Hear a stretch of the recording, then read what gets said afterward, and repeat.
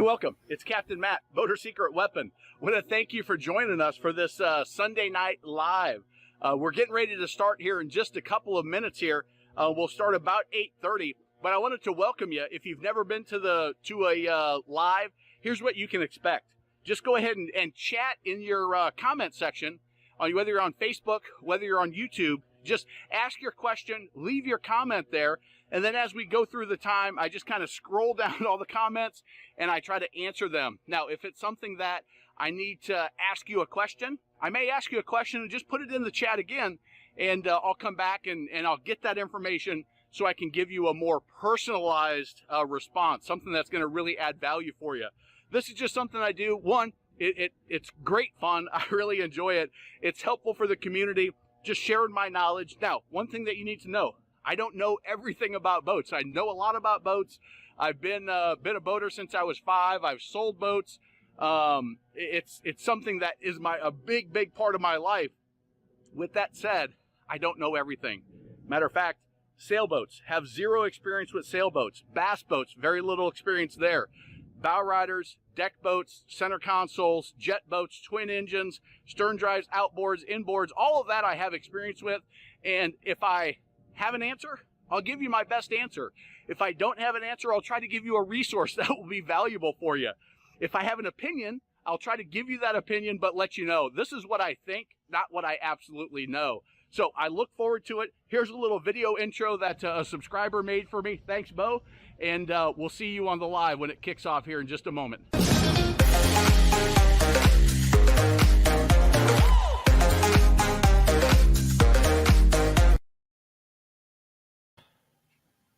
Welcome everybody. Captain Matt, Boater Secret Weapon, here for our Sunday night live. Look forward to answering your questions, and figure we'll just jump right in today. Welcome, Ray. Good to have you on. Brock, good to have you. If you hear some fireworks in the background, my neighbors are celebrating something. I'm not exactly sure what, but they are celebrating and doing some fireworks. So took my dad on the river today. We get skunked one all day. Largemouth weren't eating today. Well, that's no good, but at least it wasn't a tournament. It was just a good time out with Dad. Always a good time just to get on the water. Sucks that you got skunked though. No good. Eric Baker, welcome back. Eric's been on the last bunch of them.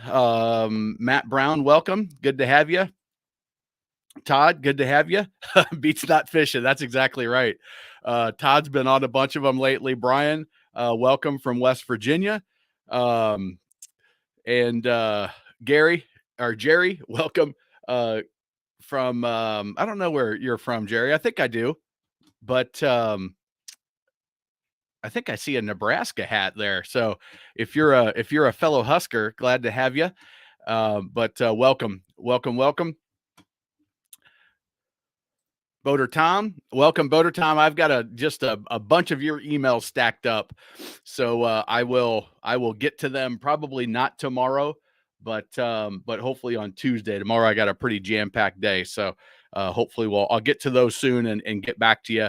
One thing that I did notice as I just kind of scanned them on my phone, Boater Tom mentioned that on Harris. We'll just pull it up real quick.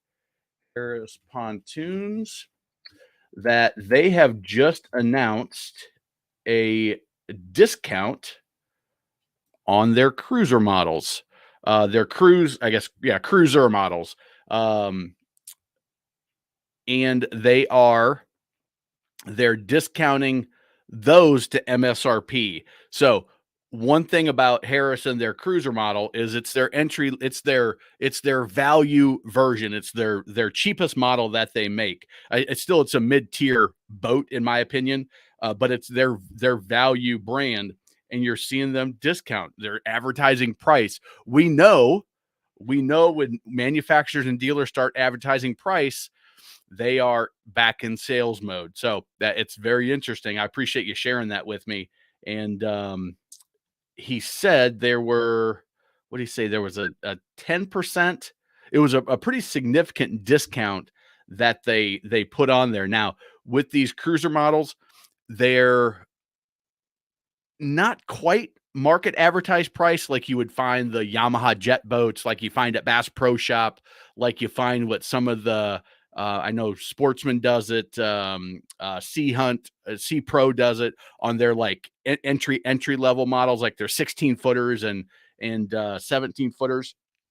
They'll do it on there, and that's just, this is the price, it's the price, and no matter where you're at in the country, that's the price. Well, on the cruiser models, they're pretty darn close. There's a little bit of room to negotiate, but I wonder if they're trying to get that to the level that, hey, this is what it should sell for, and that's why they're doing it just on that model. You can see the cruiser is their lowest level, Sunliner, Solstice, Grand Mariner, and the Crown is their top of the line. So very, very interesting on that. And you can see their MSRP right there. That's pretty darn close to what you would buy that boat for, maybe a little bit of discounting. So thanks for sharing that, Boater Tom, because I did not know that. I wasn't aware that that's what they were doing. Spent the final weekend camping. Time to winterize the camper too. Get that last little bit of fun in. That and Brian, I told my wife, I said, hey, and I think we're shortening our trip to West Virginia, but I said, hey, if I need to sneak out, I got a buddy that will meet me for a beer somewhere nearby. So when we're up there, if I disappear for a couple hours, I'm just going to talk boats with Brian. So hopefully I'll catch up with you while we're up there. Boat Life Forever, welcome. Do you happen to know the best current rate on a 20-year boat loan? I do not. I do not know the best rate on a boat loan, but what I've heard, they're getting in the sixes, maybe sevens, depending on exactly what you're looking at. So Trident Funding lists their rates. Boat loan rates, yeah. So if you go here, put in your credit score. I want to ask you your credit score on here, but I'll run. If you're going 20 years, you're at least 50 grand. I don't know if it's new or used. And they're showing 6.99. And Trident's one of the bigger lenders, and their rates are going to be pretty darn close. If you go up, you can see, let me make that bigger for you. So it was 6.99 at 50,000 loan amount, and at 6.74 at $100,000 loan amount. So, and at 25,000, it probably isn't going to give me, it's going to take me down to 1,880 months, and it's 7.49. So 7.5 for 15 years on 25,000. And then once you get to 50,000 and above, let me see. I don't think there's a price break at 75,000. 6.99 at 75. So you get your first price break to 6.74 if you're over 100,000. And again, that's going to ask for a minimum of 10% down on a new boat. Maybe okay. All right, Jerry, that's a Navy N, not a Nebraska N. Go Navy. I'll give you that. Nationally advertised price discount 15 to 20%. Okay, on those cruiser models from Harris. So, whoa, Nelly, I just scrolled through a bunch. Depends on the bank, other variables, seeing typical 15, 20 years, high sevens, and going up. You're exactly right, Jerry, is going up for sure. I mean, this rate just 2 months ago would have been maybe 6, but possibly even in the 5s. 3 or 4 months ago, it was definitely in the 5s. So all those will impact, and you can see the cutoff here for that rate is 80 is a 800 credit score. If you drop down, you can see it just jumped up to 7.24. 799 to 760 credit score is still excellent credit, but it's a rec loan, so they want the best of the best of the best is where they're going to give their discount. So make sure that you arrange your credit in a way that's going to get that rate up above 800 if you can, which means, maybe pay off some credit card debt. If you have a high revolving, don't have any other inquiries, don't open any new loans, and that will bring you down for a short period of time.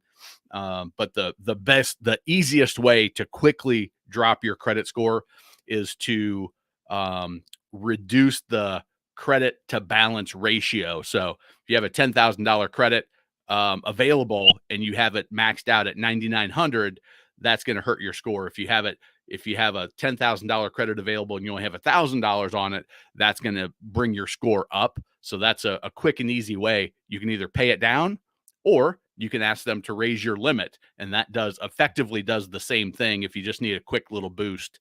So, Tom's been kind of doing some research, and he's saying 5.5 at a credit union. So credit unions are always, if you watch my boat loan video, let's see here. Boat loan. If you watch this video here, either of these two, they're similar information. This blue one is the most recent, 2 years ago, but they're essentially the same info, and that will give you some other information there. Credit unions are a spot that I really like to look, especially if it's pre-owned. I like to look at credit unions as well. Bo, welcome. A little late. Make time for the newborn niece. Congratulations to the proud uncle. Pumped down my wash down system. Added 2 gallons of fluid for the winter. Stored 50 degrees min. Good enough. Something better.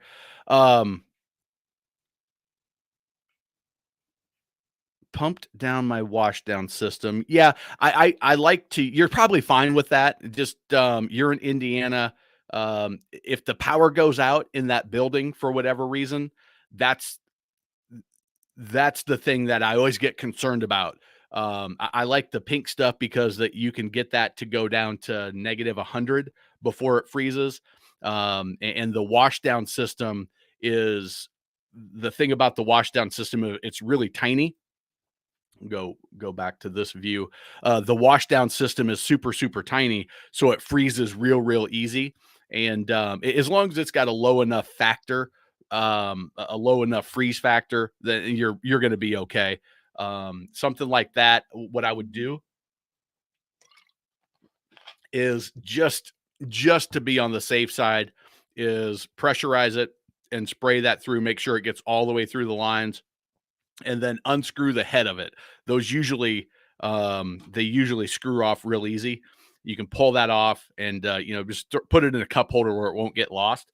But that way, that's one of the most susceptible things, because it's probably stainless. It's going to get cold real fast, and if there's any water in there at all, those tend to break.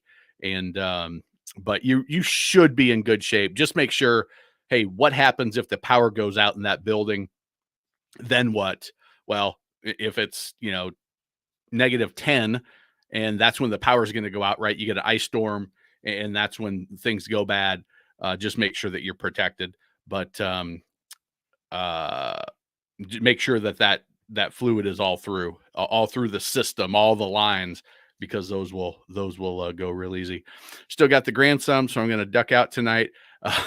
Brian, glad to have you on. Take care of the grandkid, and enjoy that time. I'll reach out. I've got your email, so I'll reach out when we know what our travel schedule looks like for Thanksgiving. 5.7 flat, including options to buy down APR drops. Suncoast Credit Union. Okay, thank you, Boater Tom. That 5.75 is pretty good. Pretty good right now. Spring, I had low 4 from Trident on a 20% down. Yeah, that's another thing that can drop your rate is the down payment. Well, it's not even asking here, but sometimes putting a little bit more down can give you a better deal.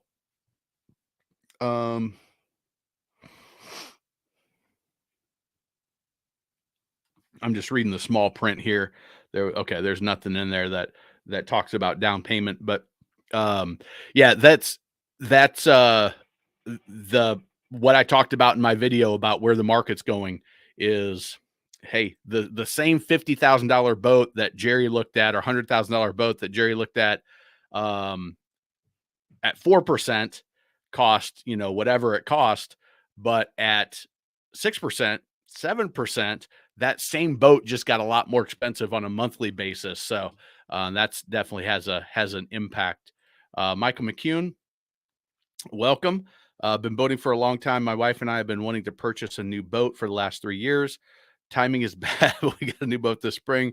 Um, well, here's the thing: is financial investment probably not. But I don't think that's why you buy a boat. And if you, I've been this whole pandemic, I've been telling people, hey, listen, if you want to buy a boat and you have the financial resources, buy the boat. Understand that you're probably paying, or I think I even used the term, you are paying a premium to get it right now. But on the flip side, your kids or your grandkids or your life is continuing. It doesn't care. And the boats aren't going to get significantly cheaper anytime soon. So yeah, it's not going to appreciate like it has for the last 3 years. Boats aren't going to appreciate like that. It's gonna depreciate like a normal toy luxury asset would. It's gonna depreciate, 5, 10, 20% a year, depending on exactly what you bought. If you bought a brand new boat, it's gonna depreciate more faster.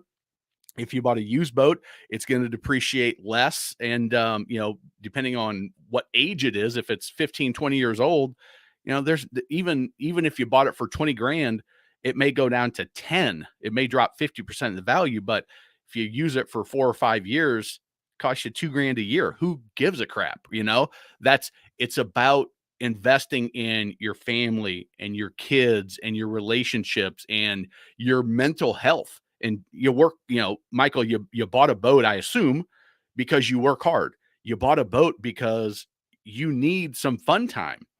And you could have spent that money that you invested in the boat on a vacation. And nobody ever says, hey, investing in a vacation that's dumb. That's wasted money. You don't get anything back. But people are so quick to say investing in a boat is dumb. Investing in a boat, that's stupid. Well, not really. It's just like a vacation. It's for your mental health. It's for your enjoyment. It's for your pleasure. And those things cost money. And so would it have been better had you bought a boat 5 years ago?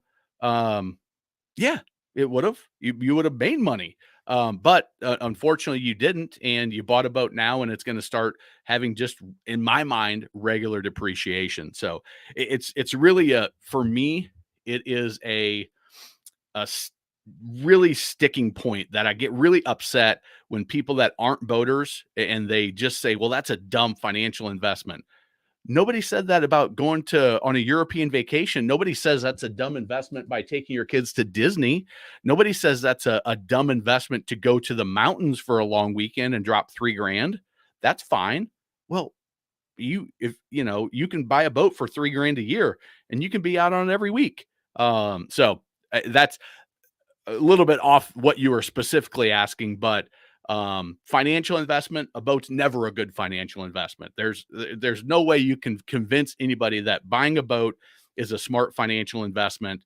Last 2 years excluded, where some people made money, but that's not why you buy a boat. You don't, unless you're a boat dealer, unless you're a broker or you're flipping boats as a business, you don't buy a boat for the financial investment. You buy it for the other investments in your relationships and your family and your well-being. So, all right, I think I harped on that enough. Matter of fact, I talk about that in my new book, Boat Buyer's Secret Weapon, that is getting close. Hope by the end of November it'll be done and be available. So, but I talk about that exact thing, that buying a boat is not about financial investment. Yes, make sure you can financially afford it. Don't make a decision that is going to put you in a financial struggle. Then boating's going to be no fun. It's going to be we have to boat this weekend. But if you can afford it and you know exactly what's involved in it, then do it, because you're going to be glad you did. Usually good for a few tenths of a point versus banks. Truist, all other factors equal. Yeah, that it's like I said, especially on used. And then also, I don't know, let's see, that was Boat Life. Who was that asked that question? Boat Life Forever. The other, if you're buying new, the dealer, check with the dealer, because yes, they're going to make money. I talk about this in the video I just showed you, the how to get the best boat loan when shopping boats for sale. Yes, the dealer is going to make money, but so's the credit union, so's the private bank, so's your, friend that's going to loan you the money. They're going to make interest on it. That's how it works. So who cares that they're making money if they have a better deal, because they send that lender a bunch of business. Sometimes they'll get discounts because they're getting that money wholesale. Sometimes you can get a better deal from the exact same bank. So when I was selling, the Bank of the West was really big in the marine lending space. They're not now, but Bank of the West was really big. I wrote a lot of my clients use their financing. If you went to Bank of the West directly, you would get a higher rate than if you went to Bank of the West through me. And we made some money on it. I didn't, but as the dealership, they made some money on it. But because we handled all the paper, we took care of all of that. We had the relationship. They knew that we had good clients, that we would take care of them. We weren't selling crappy boats. And so we got a discount for that, and that got passed along to the consumer. So don't forget a check with the dealer if you're buying a new or used boat from a dealer. It works the same way. Todd, rough day on the water today. Stayed the weekend, St. Michael, Maryland. Port engine wouldn't start. Tempted 43-mile ride home. Oh no, cold, raining, low visibility, low 50s, 2-foot chop. That is not what you want at all on a single engine. I don't know Todd, what kind of boat you got. I gave up after an hour and a half, docked at Kent Narrows. Got to ride home. Big my mechanic to fix it this week's. Well, hopefully it's nothing serious, and hopefully you get that taken care of quickly. And but glad that you were able to get home safely, because limping home on a single engine, depending on how big you are, that can be, and what you said 2-foot chop, that can be a dangerous situation at times. Was thinking of adding a small TV screen to the Cuddy. My boat doesn't have a dual battery setup. Safe. Yeah, Bo, you're going to need that dual battery. I don't know how much juice a TV is really going to pull.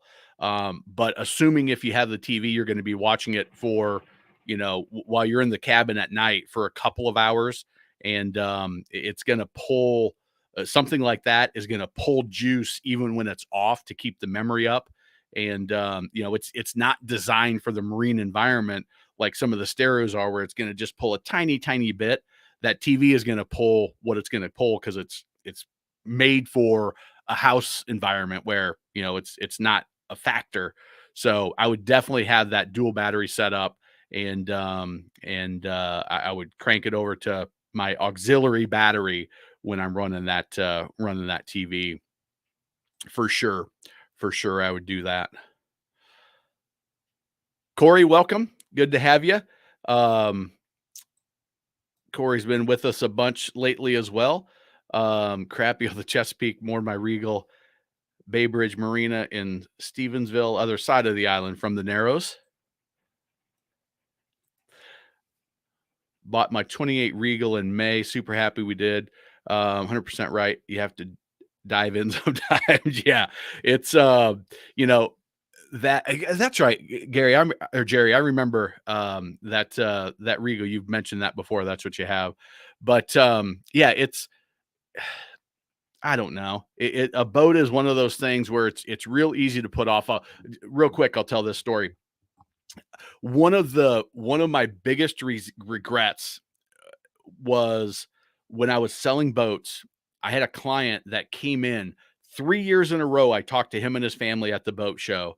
And when he first started coming in, his son was like 13, 14, and he was accountant. So he was all about numbers have to make sense. Numbers have to make sense. What's the return on investment? Is it a good investment to buy a boat? And I finally, that third year, I said to him, listen, this is the third year you've been coming in here. Your kid went from 13, 14 years old, junior high, maybe freshman in high school. He's a senior and he's leaving you next year to go to college. And you've just missed because you were so concerned. And he had the financial resources to do it. He couldn't get himself to make that decision. He finally did buy the boat. But 3 years, and I just said to him, I said, Matt, listen, either buy the boat or don't buy the boat, but don't keep coming in here and teasing your family and pretend that you're going to be a boater and that you want to do this, because you're never going to be able to justify it as an accountant. You have to take your accountant hat off and you have to make this decision as a dad. You have to make this decision as a husband of, is this where we want to spend our fun money? Is this how we want to spend our time and build the relationships with our kids? I think they had 2 kids, but I remember the son specifically because he went from high school or, early in high school to going away next year. And I just said, you either buy the boat or you don't. This is the right boat for you. If you're going to buy one, this is the right boat for you. Do you want to do it or not? If you don't want to do it, I don't want to see you back here. Like I should have done that years before. I should have just said, hey, Matt, either you're in or you're out, because they lost that 3 years of time. Boats got more expensive over the time, as they tend to do. And as a salesperson, yes, I had a commission on the line, but it really, that one hit me. I still remember it almost 10 years later. And it's such a difficult thing, because other people that aren't boaters are going to say, well, that's stupid. You're wasting your money. Why would you invest in that? It's a hole in the water you throw money into. Best day of a boater's life is the day you buy it and the day you sell it. They don't understand what you guys on this live understand. Jerry and Corey and Bo and Todd and Boater Tom and Ray and Brock, all you guys get it. But those people that are just want to, should we not? That's a huge hurdle to overcome. Now, on the flip side, I don't want you to buy a boat if you can't afford it comfortably. Then it shouldn't. Like, then you shouldn't buy a boat, because it's going to be all of those things. You're not going to maintain it properly. You're not going to have fun with it. You're not going to use it because you're always worried about, or you're not going to enjoy it when you do use it, because you're always worried about that financial thing. We can't burn any gas today. As a matter of fact, I wrote my foreword for this book, and or not the foreword, the dedication, and I wrote it to my parents, and I said, Mom, thank you for having the snacks and taking us out and letting us buy this boat when we weren't wealthy by any means. We were lower middle class, I would say. And you let us do this. And Dad, thanks for pulling us around the lake.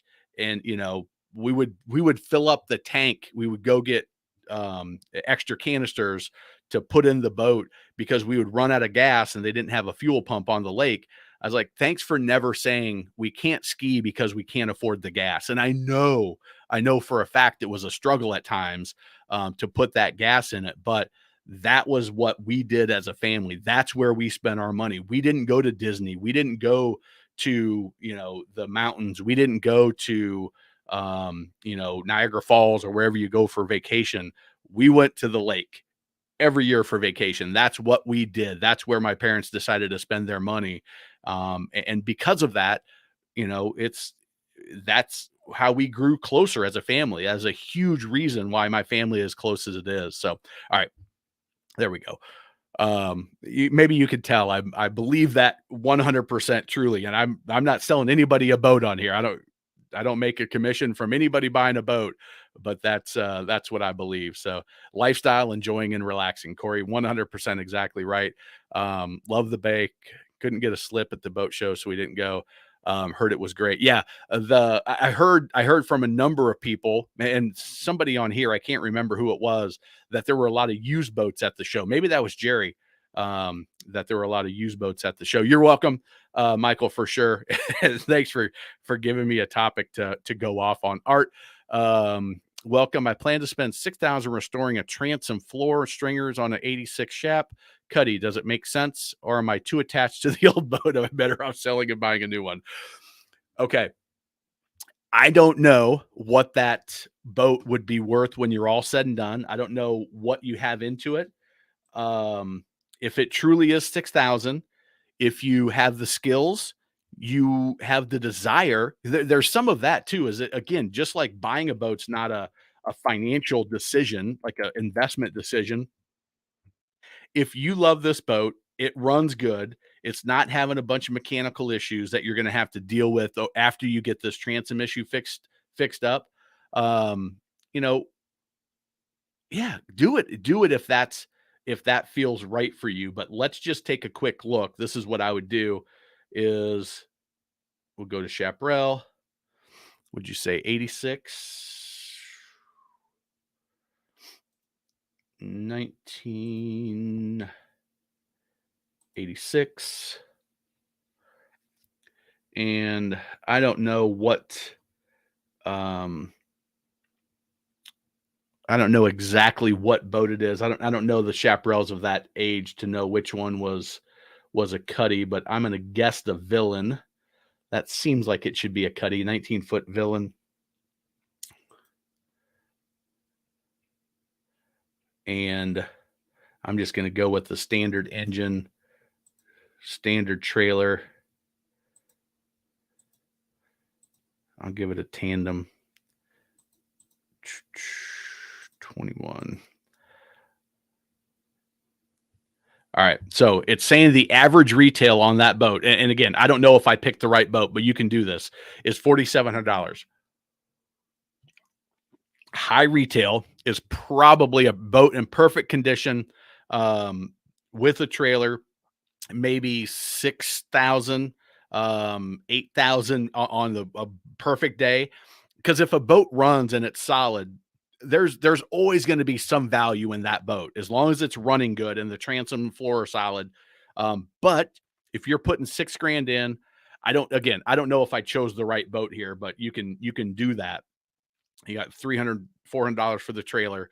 So financially, maybe not. What can you sell it for with the soft floor and transom? Some other guy that wants to do it and enjoys doing that kind of thing. On the other hand, if you really love this boat, you have the capability, you have the desire to do it, and you're gonna get something out of it. If you're doing it with a son or a daughter or a friend or a whoever, and that's gonna be part of the now when I go out on the boat, there's a pride of ownership that you can't get just by buying it. When you do work on it and you've brought this boat back to life from the rot and you know the ins and outs, there's a certain pride of ownership that you just can't get by going out and buying a new $10,000 boat. Won't happen. So you have to make that decision, Art, of which one feels right to you. Are you going to get your 6 grand back out of it? I doubt it. Um, but if you get it in solid shape, the motor's good, and you run it for another 10 years, it's less than $1,000 a year that you invested in it. Yeah, it's worth it. So there's a lot of variables and a lot of personal bias isn't the right word, but personal factors that go into play. So that's how I would look at it from a financial standpoint, and I would look at it from what will restoring it do for me? Do I love doing that? Do I have somebody that I'm going to build relationships with or teach a kid? That's hard to, that's worth something right there. Or is it going to put strain on my marriage and I don't really have a place to put the boat and to do the work? And I've never done this kind of work before. Maybe I'll do a crappy job. And, I really don't enjoy doing it. It's dirty, messy, nasty work. Don't fool yourself.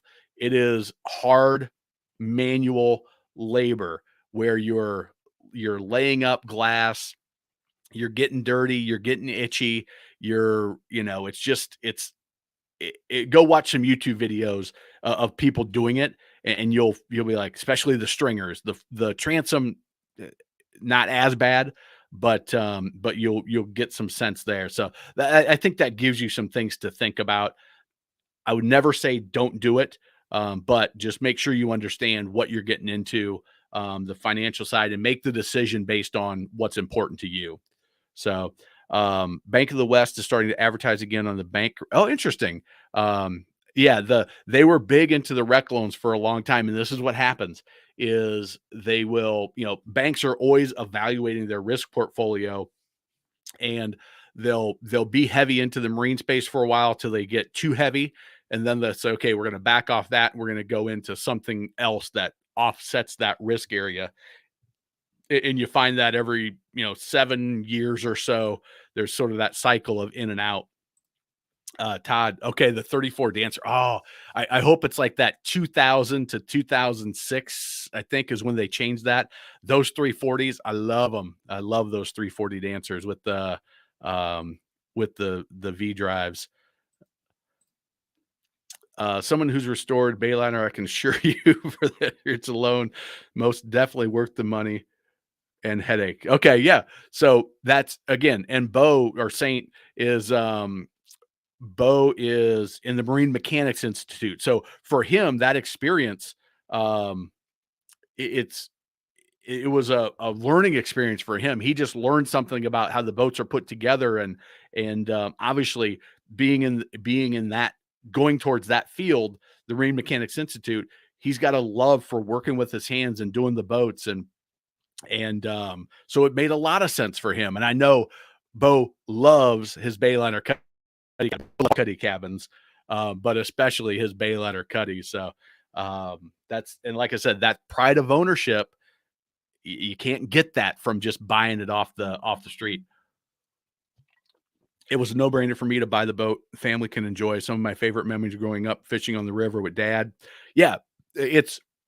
I mean, I can vividly remember, and I've got somewhere I've got pictures because I'm putting old pictures of mine in the book in the different chapter breaks.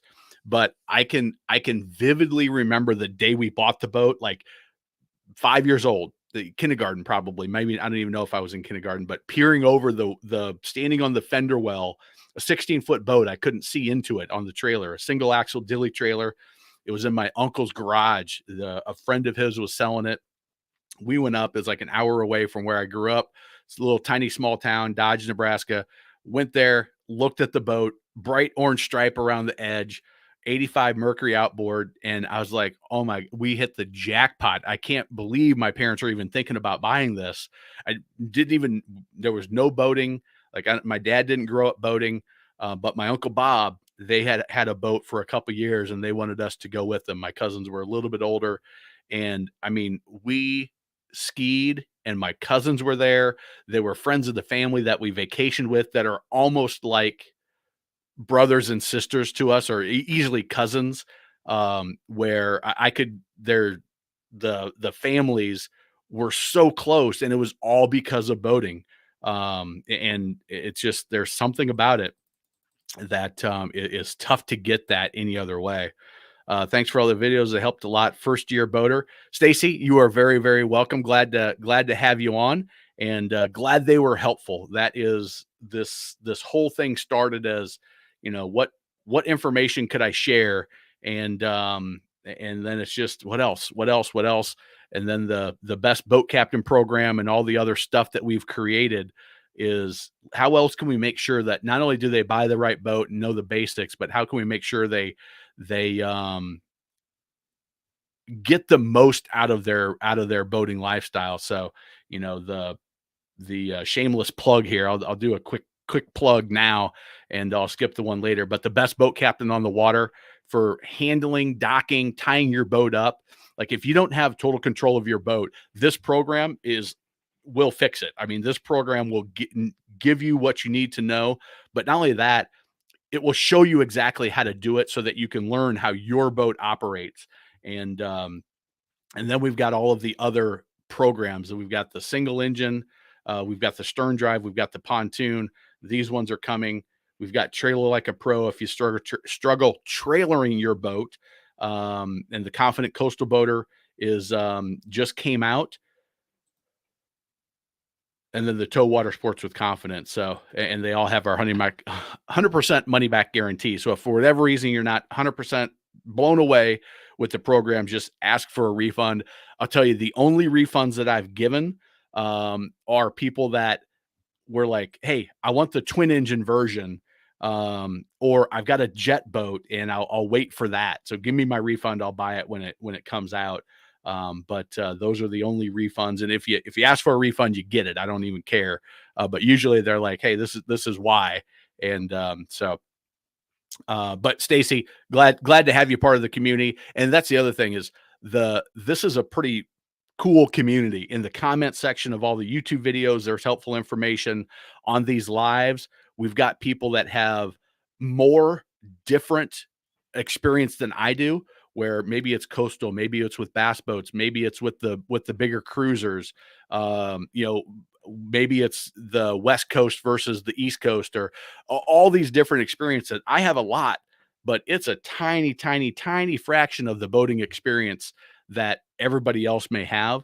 And so the community is awesome too. I appreciate everybody being so friendly and welcoming and helpful, versus being a smart ass and demeaning to people that are new to the boating lifestyle, because they forgot that once they were new.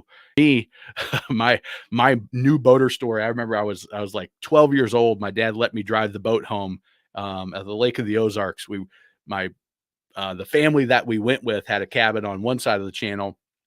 We stayed at the resort on the other side of the channel, and maybe 500 yards or something. It wasn't very long. And I was cruising over, and like almost all new boaters that I've ever trained, I wanted to hug the shoreline. Well, I hugged the shoreline and started driving right through the swimming area of a resort that was out of the cove. And I quickly learned a lesson there that you always got to pay attention and don't hug the shore. So luckily it was late. Nobody was in the swimming area. So nothing but good things to say about buying my little John boat. My daughter loves petting the fish. Yeah, and it doesn't even matter what kind of boat that you're out on. I've been out on, my family's first boat, 16 footers, 16 foot with an 85 outboard, aluminum boats. I've been out on, multi-million-dollar yachts that, but the bottom line is, once you get out on the water, it's just better. Doesn't matter. And the experiences that you can have of petting the fish or skiing and water sports or just cruising. I know up in the Chesapeake area, the leaves are turning. I guess it's just beautiful up there. Up in, if you're something I don't ever get to do, the fishing up near in the Pacific Northwest is amazing. From what I understand, but I've never had that experience. Some of the lakes in the West Coast, it doesn't matter. Just being on the water is the key. It's what we all have in common here. I hear the first last day cliche all the time. One I always liked better is a boat hole in the water that you pour money into. Yeah, and there is no doubt that boating is not free. It costs money to have a boat, to own a boat, to use a boat, to maintain a boat. To just there's money being invested all winter long when people aren't using their boats, money to put it away for the winter, whether you winterized it yourself or whether you had them do the whole deal and shrink wrap and it all, it costs money to not use your boat too.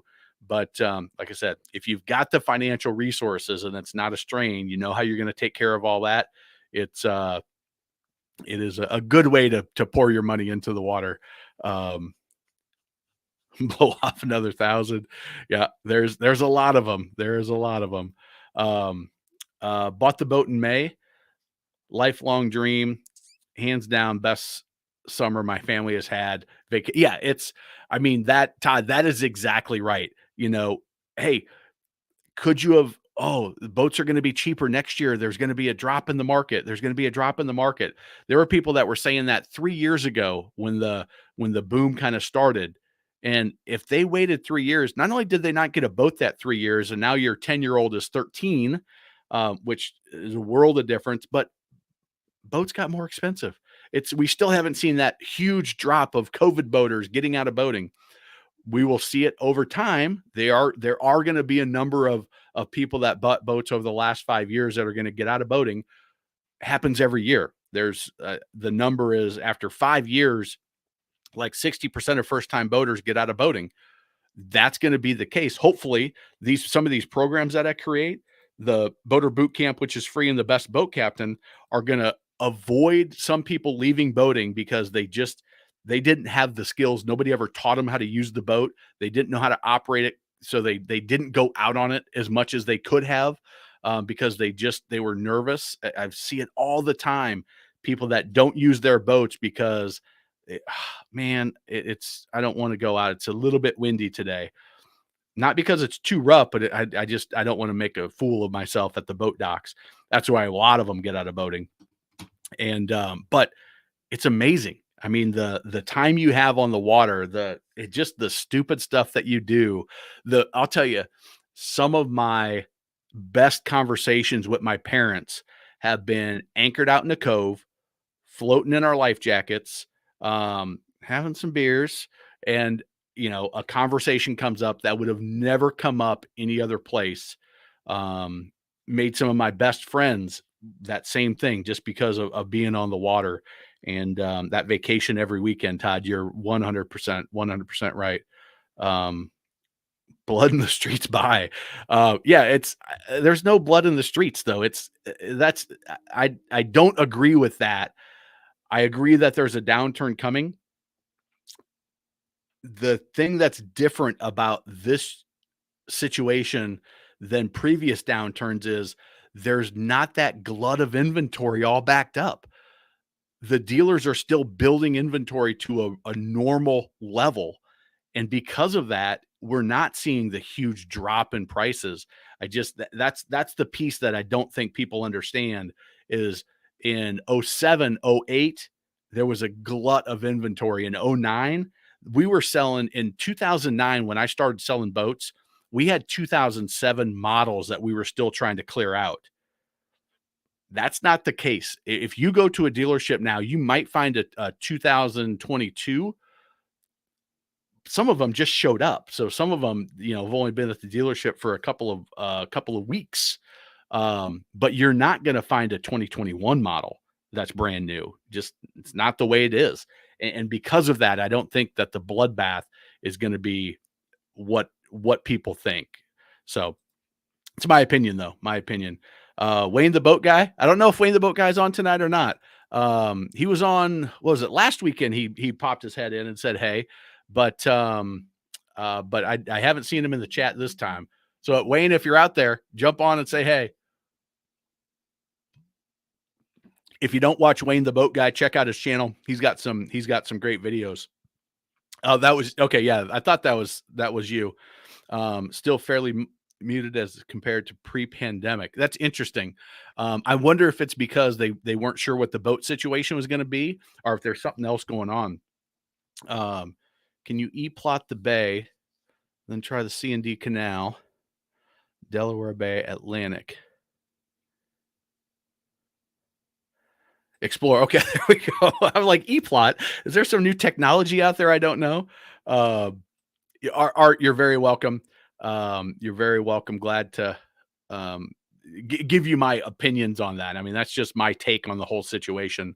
My advice to you, do your engine work before. Yes, that is one thing that if the boat's not running well, always do the engine work first. Make sure that you don't have an $6,000 that have to go into a new engine and then $6,000 that need to go into repairing the stringers and transom. When I see people that get a project boat and the first thing that they start doing is the detailing and stuff, I'm like, get it washed off, like wash it down and don't do anything else until you get that engine running tip top and you know what you've got. Then you can dig into some of the other stuff. But if you don't have an engine, doesn't matter how nice the exterior is and the hull is, you're not going to have you got a floating bathtub. So great advice, Bo. Great advice. Love your videos. Best life is out of the water. Question: what's your opinion on the I don't know what that is for sure, but let's find out. Thank you very much, Alberto. I appreciate it. But I am not sure Exopar boats.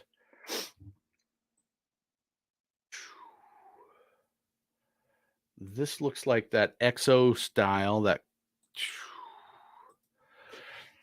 Um, this style is becoming. Where are these built? This style is kind of I don't know if it's a European style, but you're starting to see more of this style in the U.S. and that hasn't been the case. But Exo is another. Where are we? Hawaii, Sweden, Australia. Yeah, where are these suckers built?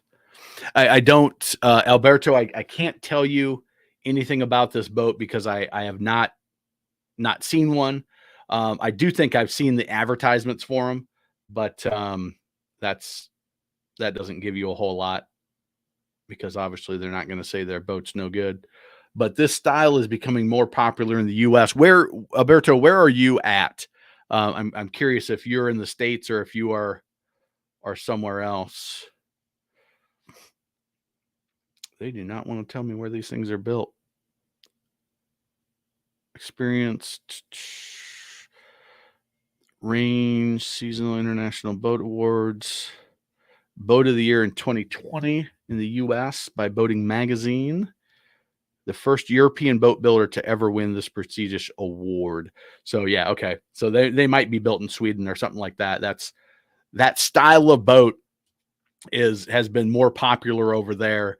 And like I said, it's starting to make its way into the U.S. where they, the weather over there, and there's more kind of open ocean boating in some of those areas, and so having the enclosed cabin, but some day boat stuff is much more common. And there's probably 4 or 5 other. Barbish Marine represents strategic alliance between two of the most renowned boat companies, respective to their genre. Boat, long established high performance luxury car producer, redefined performance day boating, highly exclusive range of luxury tender and day boats, representing a cool, discerning, incredible, exciting new breed. Outstanding performance, power, superior acceleration, easy to handle, best in class drivability, core of a Barbish Shadow product.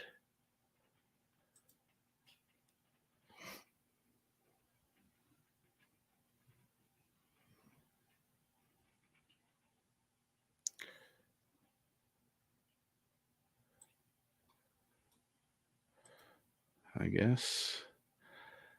Yeah, I get. I'm not a huge fan of car companies getting into boating a lot of the time because. Oh, that's interesting. They've got a wake series. It looks like, um, because a lot of times they bring auto technology that doesn't translate into boating, and it's such a different environment that some of the greatest things that you find in automotive are some of the worst things that you could do in the marine environment. So I'd be curious to see what this looks like, and what auto features are being brought over into the marine world. That would be a question that I would have if I was to look at it. So unfortunately, Alberto, I don't have a whole lot of insights for you on that one. The same way, Cap, tell you everything about the day we picked up that boat.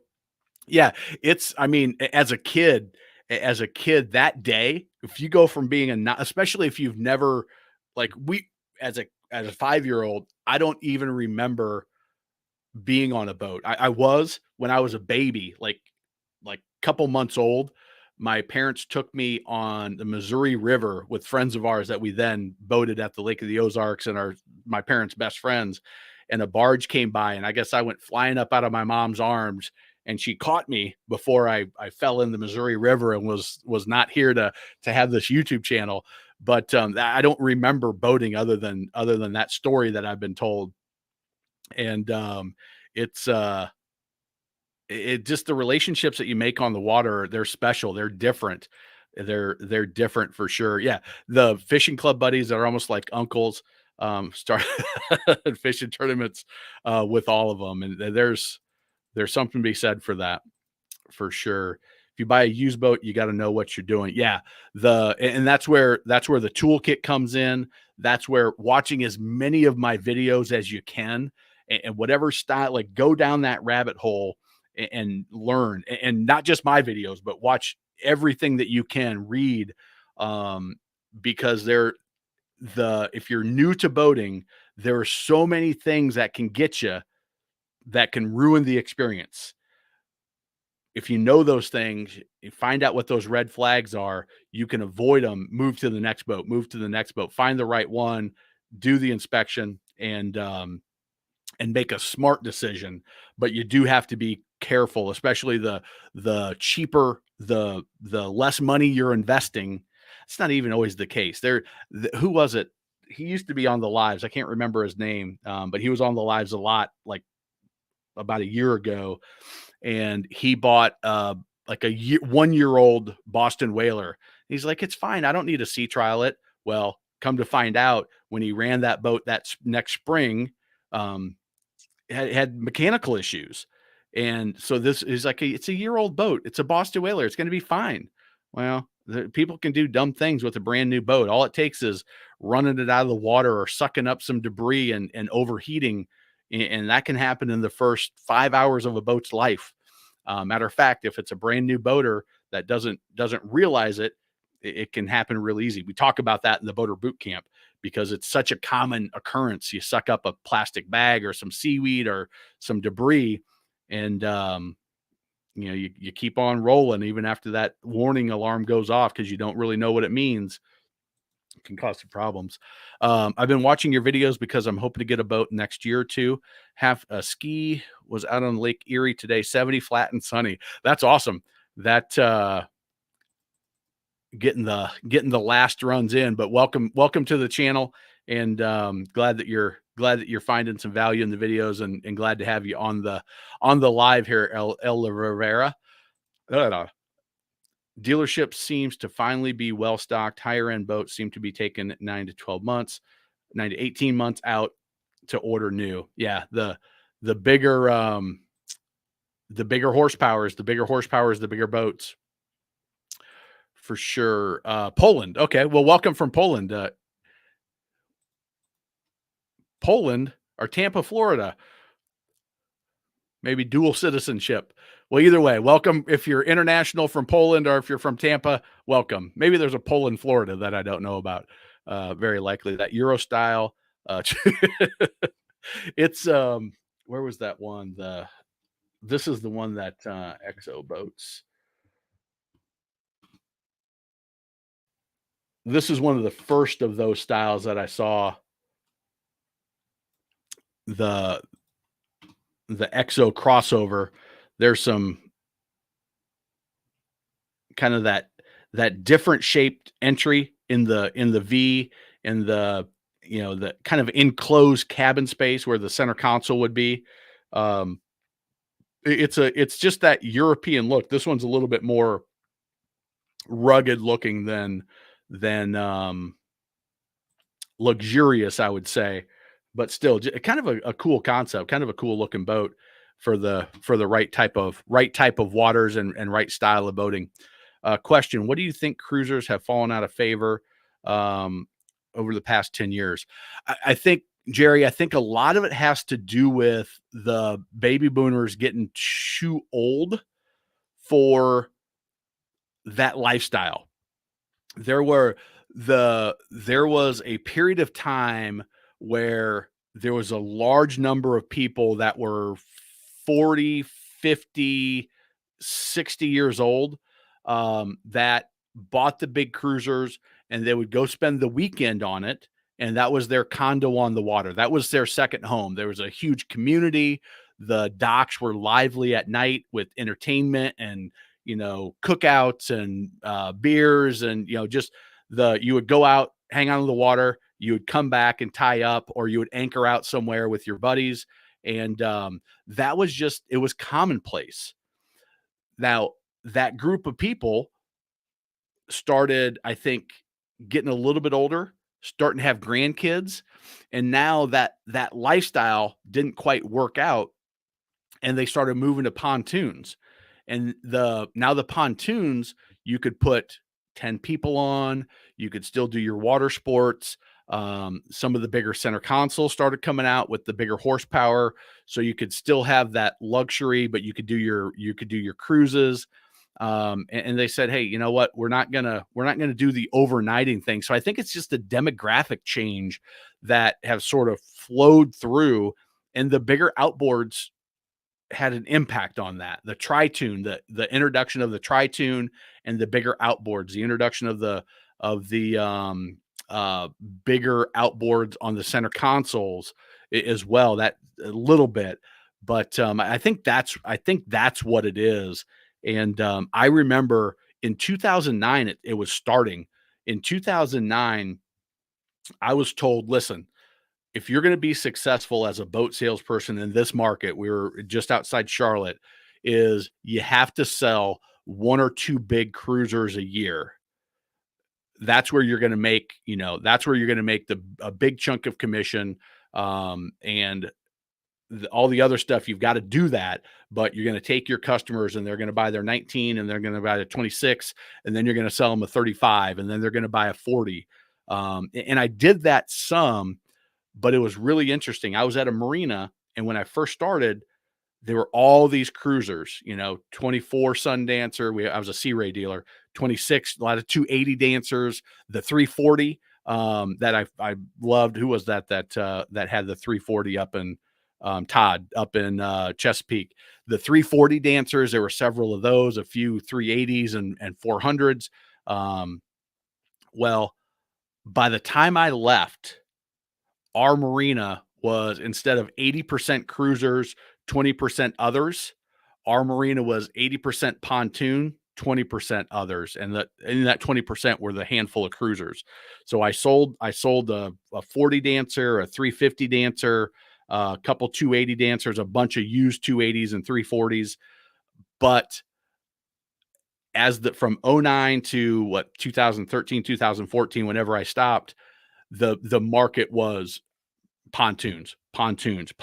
And I was freshwater on a lake, but the same type of thing was happening at the coast, but a little bit slower. So there was still, that cruiser at the coast works a little bit better if you're going to be, making runs, and there's more things to see than just, going out and anchoring on a lake that you can see after 8 hours of cruising. But I think it was the demographics, and I think it was the other center console, bigger horsepower, bow riders, bigger. They could do bigger horsepower, and inland, especially at that point, they still weren't putting pontoons on saltwater like they are now. The Tri-Tunes with the bigger horsepower. So, still waiting to see updates. Forward facing drive. Do you sell them? I don't sell anything. I don't sell any boats. You cannot buy a boat for me if you wanted to. Now I've got people that say, "Hey, I'm trying to sell this boat." Who is it? Somebody told me they were thinking about selling their boat the other day, and I told them to send it to me, but I don't think they did. I don't remember who that was. But I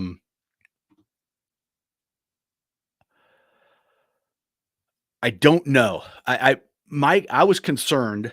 I was concerned that the forward-facing drive was going to have major issues when it first came out. When Volvo came up with their forward-facing, I was like, I don't like it. I think it's going to get damaged a bunch because there's nothing there to protect it. The skeg is broke off on 50% of the boats in any dry stack storage that you go to. There's some sort of damage to the skeg. Well, that damage is now going to hit the prop, and it's going to hit, boom, right on the shaft. I haven't heard issues that it's a problem. Maybe there's not enough out there where I haven't heard it. But it's not an issue I hear dealers talk about. It's not an issue I hear technicians talking about. I have interaction with a lot of boat owners through the channel, in the comments, just, my my email list. I get responses and emails from people all the time, and I'm not hearing any issues with the forward facing drive. With that said, I've never run one. I've never run a forward facing drive. I've not run the Volvo, the Mercury that just came out this year within the last 12 months. So I don't have a whole lot of insight to share other than I haven't heard any major issues. All right, Alberto, you're really confusing me. Are you from Germany? Are you from Poland? Are you from Florida? Oh, you're telling me that's where those are. Okay, I was asking where you're from. But yeah, I know they're very popular over there, and there's a lot of US dealers that are picking them up, built in Helsinki, Finland. That makes sense. That style of boat is, is a great setup there. Um, Deck boats, wake setters, jet boats happen. Yeah, jet boats is another one that started taking some market share for sure. Had the Bravo forward facing. Yeah, yeah, they've got theirs, and it is, again, as far as I know, no consistent issues with them. Volvo Penta was showing off the forward drives at the Annapolis Boat Show. Yeah, they are. I mean, they created it. I'll say this about Volvo is they are the one to introduce the new technology in the stern drive market. Mercury will follow, but Volvo is the innovator. You know my stance if you've been watching my videos for long enough. You know my stance on the first generation of anything is don't be the owner of the first generation of any new product in the marine industry. New boat brand, new motor, new technology, almost new anything. There's going to be bugs. I feel the same way. I'm a laggard when it comes to technology. I won't, when my phone says, hey, there's a new update for the iOS. I'm like, no, there's not for me. I'm going to let everybody else work out the first, month of bugs, and then I'll update it because I know new technology has issues. There's no way around it. It's got issues. I'll let somebody else be the bug fixers, and then I'll come in after it's done. So I feel especially in the marine environment because it's just such a harsh environment, and you can't test for everything. You can't do it. Volvo has the forward facing Diazepods.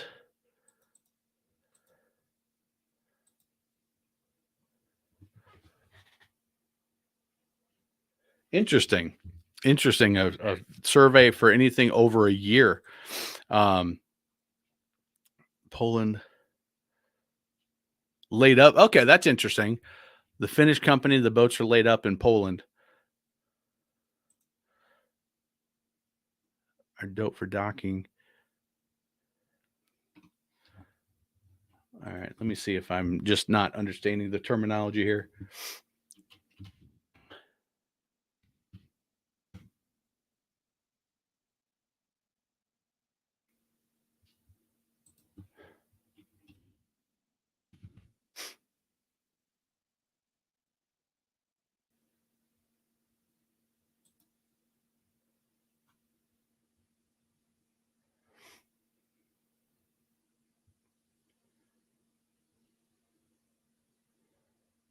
Huh. I'm not sure what that diazepods are. If you're talking about like their IPS drives and the Zeus drives, if you're talking about those pod drives, yeah, those are amazing with the joystick controls. But I am not familiar with that term. So, Dirt Dude, help me out. Help me out with that term. It's built in Poland out here in Florida. It's designed in Germany. Alberto, you had me really, really confused. I was all over the place. I didn't know. I didn't know what the heck was going on. Thank you for clarifying that. Hey, listen, it's late.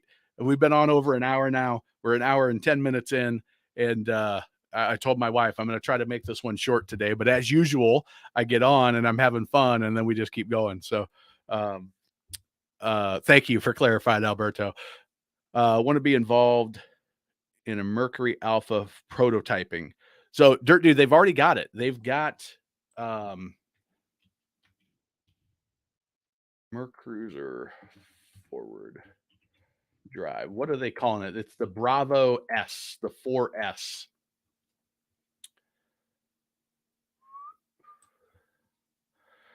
So they are on the market. They're putting them on all of the Brunswick products.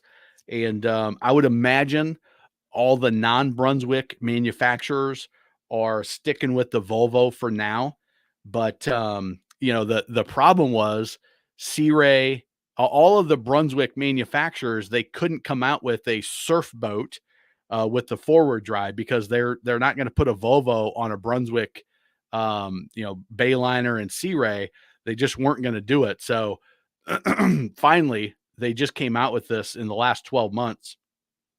So now those manufacturers can offer a surf boat.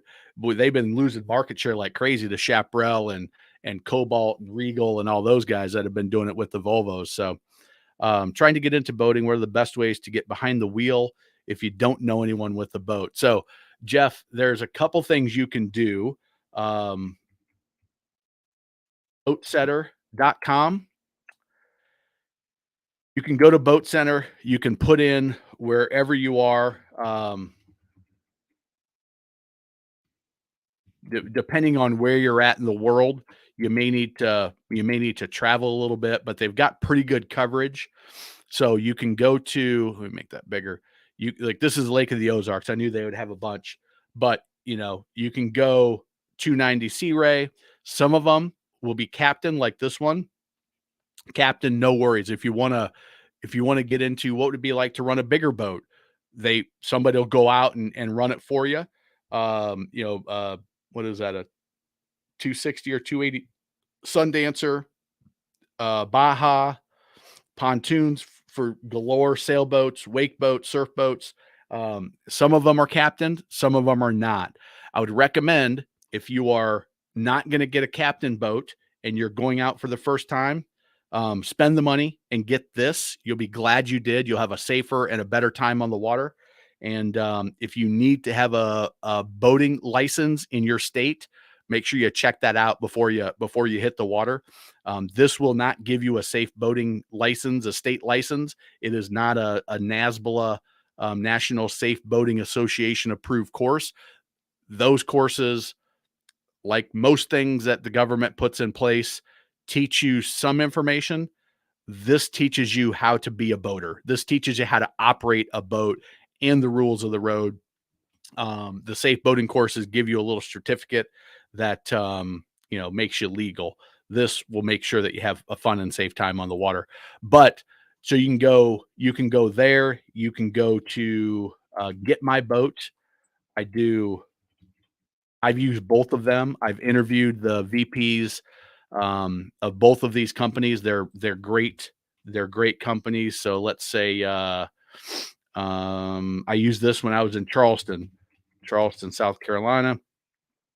And you can see you've got deck boats, big cruisers, sailboats, center consoles, chartered, run them on your own, big luxury 80-foot Burger luxury mega yacht, houseboats. You can get whatever you want. A lot of these are chartered at the coast.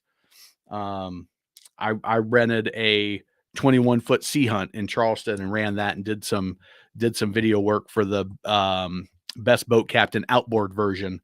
I did it in Charleston Harbor. But that would be an option as well. And for this is in Charleston, $200 an hour. When I've rented them, and I've done this because I like to run a bunch of different boats for depending on the type of videos that I'm doing or whatever experience I want to get down. I will do a pontoon or an outboard or a center console or a brand that I haven't run before, and just to get some experience. Go to an in-water boat show. Check in your area if there is a boat show that's in water. It's a great opportunity. Sometimes they just do them on a weekend and they don't do a lot of advertising. So get on the dealer's list in your market area and inquire about a boat. That will get you, give them your email address. That will get you on their list. And if they have an in-water show, then, and go into your Facebook communities as well. And, they'll talk about them there. You'll find out that's a good opportunity. They might have 2 boats in the water. They might have 10 boats in the water. Might be a dealer specific. It might be a local area show. They've got them in the water. They're happy to take you out, and they're not going to let you drive it around for an hour, but you can get behind the wheel and you can do some maneuvers, and they'll educate you a little bit. They'll teach you some of the basic stuff that you need, and they'll let you run the boat in open water. You won't get a docket or anything like that, but you can get some wheel time that way. That's another option. And then, this is depending on your personality, get in some Facebook groups and chat some people up, or go to the marina and, just talk to people. Go to the local restaurant on the water and talk to people and make some friends that have boats and say, "Hey, I'm thinking about getting a boat." I was out with my daughter filming one day, and a guy had his Mastercraft. I started chatting him up, and I'm like, "Oh, it's a nice boat. I haven't run one of these for a while." He's like, "Hey, hop on, come out with me." And so, probably a bad decision, but she was like 3 years old at the time. I took my young girl out on the boat with these strangers, and he cruised me around and showed it to me a little bit. He let me drive it a little bit. And boaters tend to be very friendly. Just, a 6-pack and a smile will make some friends on the water for sure. But Boat Setter, Get My Boat are an easy way to do it. And just spend some money, get on the type of boat that you think you might enjoy. It's great research for what would we like to do? What, is this a style of boat I like? What's it like out on the water where we are? There's a lot of experiences there.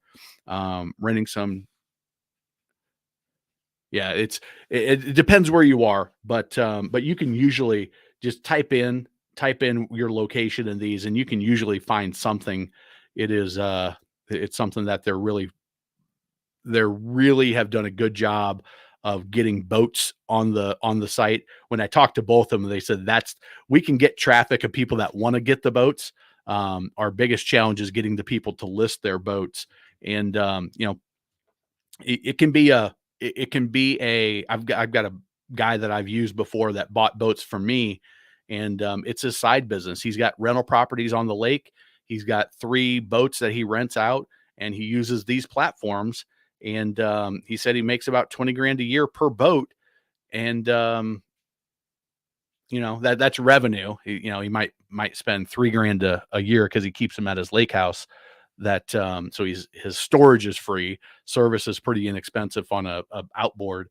But he's like, it's a nice little semi-retired business for me that I can be on the water. I've got these investment properties. I've got these investment boats. And it's fun. I meet some fun people. So yeah, Corey, you're exactly right. The boater safety course for sure. And again, shameless plug, best boat captain on the water. Get that. You'll be glad that you did. Because especially if you're not going to get a charter, if you're not going to have a captain vessel, that you'll be very happy you did that. So, all right. Taking a class, why I'm asking, don't want to be out and test drive, have a real issue. Yes, for sure. Also want to recommend Sweet Spot for buying first boat. So, Jeff, there's a lot of variables. All right, let me see what else you have to say. Something basic, reliable, 1822 freshwater lakes in New England. Okay. So, with that, Jeff, you've got bow riders, deck boats, or pontoons. Those 3 would be a good option. I'll give you, I always have a hard time articulating this, but if you're looking pre-owned, and you want to be under, let's say 30,000 or so, look for a bow rider or a deck boat.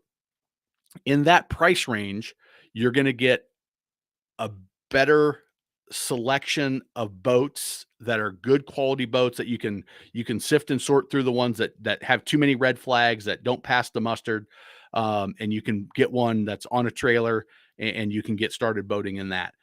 if you're going to go newer, 5 years or newer, like 50,000 plus, then you can start throwing Tri-Tunes in that mix. And then I would say Tri-Tunes is the better value if you're buying newer. The problem with buying a $30,000 Tri-Tune is they're few and far between. That cut might be 25 or 20, somewhere in that range. You just are going to be hard pressed to find a Tri-Tune with a 150, which would be your minimum horsepower to put anybody on that boat and ski. So I'm 6'2", 220. I can slalom ski. I can get up on my slalom ski with 6 people in the boat on a 22-foot Tri-Tune with a 150. Now, I'm a good skier. I can drag forever and hold on, and I know how to do it. But I can get up reasonably easy with, let's say 4 adults and 2 kids in a cooler and a full tank of fuel with that setup. And it's going to pull any kids that you want to do any sports. It's going to do the water sports that you need to. And I would say be at the 22-foot as a minimum if you're going to be doing that. If you're looking for a bow rider or deck boat, 18-footer, 4.3 liter is going to be fine for that. The 3.0 on an 18-footer is, if you put any weight on it at all, you're gonna struggle. So hopefully that's just some good information. And then go check out on the channel, watch this video series first time.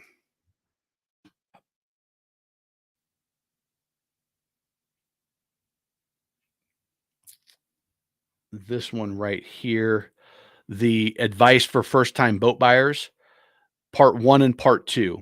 So it's like 70 minutes of videos, but watch those. It will give you a ton of information. There's a whole playlist. Watch those playlists. And it's this one right here, if you can see my cursor.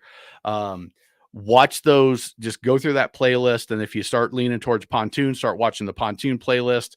If you're leaning towards bow rider deck boat, watch that playlist. But that will give you a great starting point of things to think about. And then when you go to rent that boat, now you'll know we're leaning deck boat, we're leaning Tri-Tune, and then go rent that style of boat and say, yeah, this is what we were thinking. Or, I don't know, maybe the other is going to be better, and just rent it for a couple of hours. You don't need to rent it for the full day. Maybe you rent one day and you rent another the other day, and now you've got a really good experience to make that investment. Now we're going to invest 20, 30, 40, 50,000, whatever it is. You'll be able to make a better choice for your family. So, yep.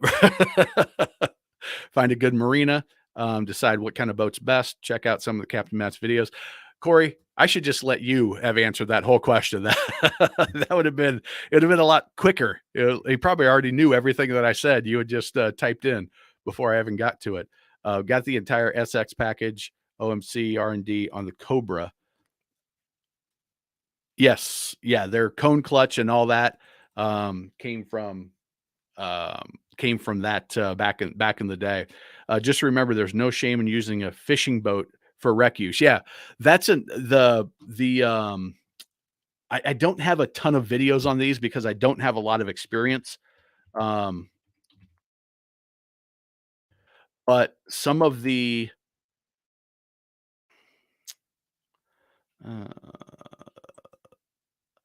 if fishing is a part of it, if fishing is a part of what you want to do, some of these they call a multi-species boat, but the aluminum, maybe Alumacraft wasn't the best. This style of boat, an 18-foot. Let me see if I can find the one that's going to be. There we go, sport boat. That's 75. All right, so this Competitor FSX, this is a fishing boat, but 115 to 175. Come on now.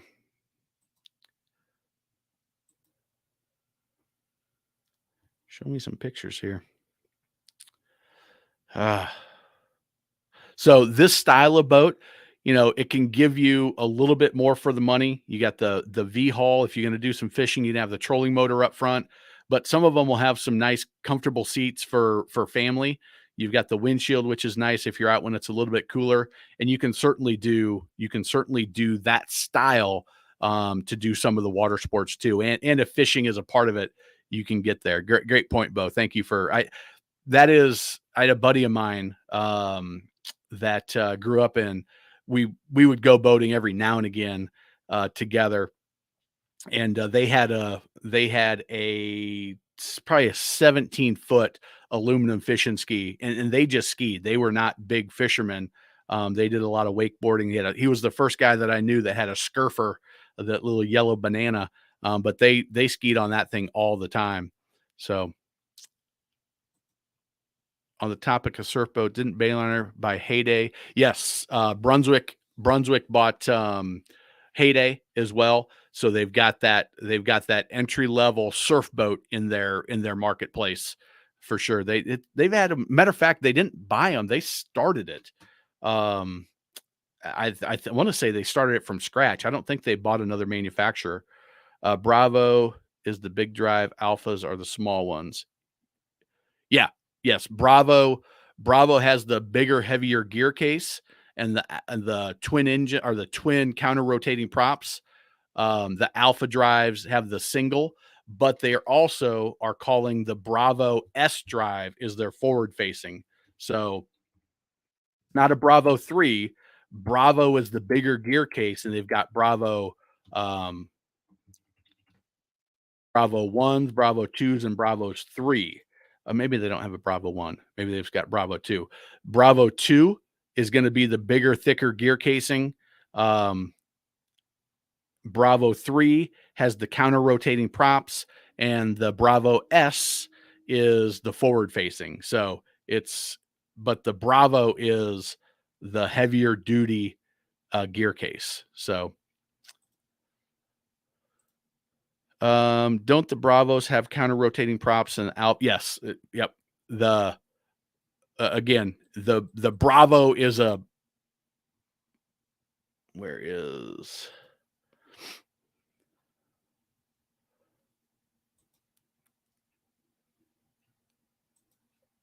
stern drives? Here we go. So Alpha, smaller gear case, single propeller.